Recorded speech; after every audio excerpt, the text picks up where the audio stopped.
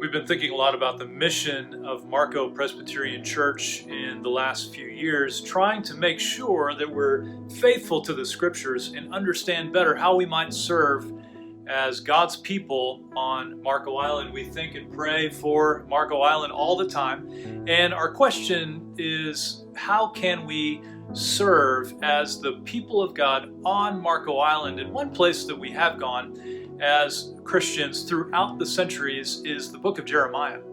The prophet Jeremiah told the people of God living in Babylon this in Jeremiah chapter 29, verse 7. He said, "But seek the welfare of the city where I have sent you into exile, and pray to the Lord on its behalf, for in its welfare you will find your welfare." Verse 7 is a famous verse, at least within Christian circles, to try to say to the people of God, wherever He has called you, to be for that city, to be for the community.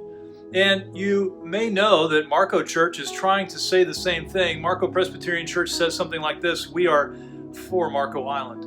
We want to love our neighbors, whether it's the businesses, the government, or the schools. We want to be for Marco Island. We want to be for the people who live in this community. Why? Well, because in this community is our welfare as well as those who don't yet know God. And so as we think about the mission of Marco Presbyterian Church, we want to be for Marco.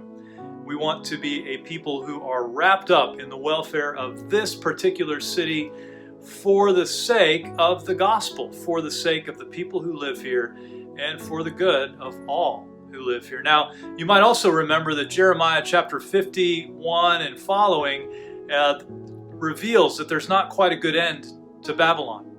And so even while we're for Marco Island, we remember that our end is not Marco Island. We are simply people who live here right now. We're for the community, even while we know that our greatest hope is not in the community, but rather it's in the gospel. And that is something that we live out. So we're for Marco Island, but we have a greater hope.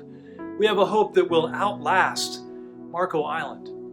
We can share that hope even as we're for Marco Island, while we continue to point the attention to the gospel, which is Jesus Christ. He came and He died for people like you and me. And so I want to encourage you, even this day, imagine how you can, wherever you live. Many of you are not on Marco Island, but how might you live in a way that says, I'm for my neighbor. I love my neighbor. But my greater hope is that I love the Lord and He loves us. So be encouraged today that He loves you. He loved us first, and so we know how to love.